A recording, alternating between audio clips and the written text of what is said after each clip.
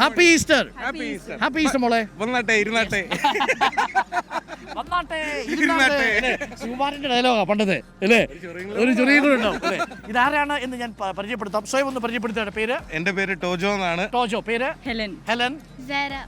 ഇവരുടെ പ്രത്യേകത എന്ന് വെച്ച് കഴിഞ്ഞാൽ പ്രഷർ ഓർമ്മിക്കുന്നത് എമ്പുരാൻ സിനിമ റിലീസ് ചെയ്യുന്ന സമയത്ത് ബംഗളൂരുവിലെ ഒരു കോളേജിലെ വിദ്യാർത്ഥികൾക്ക് പൂർണ്ണമായിട്ടും അന്ന് അവധി കൊടുത്ത് സിനിമ കാണാൻ പോകാൻ വേണ്ടിയിട്ട് അവരെ വിട്ടു.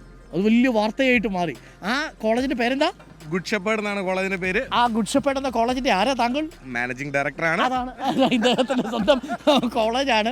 എമ്പുരാൻ എന്ന സിനിമയുടെ റിലീസ് ഡേയിൽ മുഴുവൻ വിദ്യാർത്ഥികൾക്കും ഇങ്ങനെയുള്ള MD-മാരൊക്കെ ഞങ്ങൾ പഠിച്ച സമയത്ത് കോളേജിൽ ഉണ്ടായിരുന്നുണ്ടല്ലോ. മണിച്ചിത്രത്താഴ് അല്ലേ? ആര്യൻ, ആറാം തമ്പുരാൻ അല്ലേ? അങ്ങോട്ട് ലൂസിഫർ, എല്ലാ സിനിമയും റിലീസ് ചെയ്യുന്ന സമയത്ത് പിള്ളേർക്ക് ക്ലാസ്സേ ഉണ്ടാവൂല എന്നുള്ളതാണ്. കട്ട ലാലേട്ട ഫാനാണ് കേട്ടോ.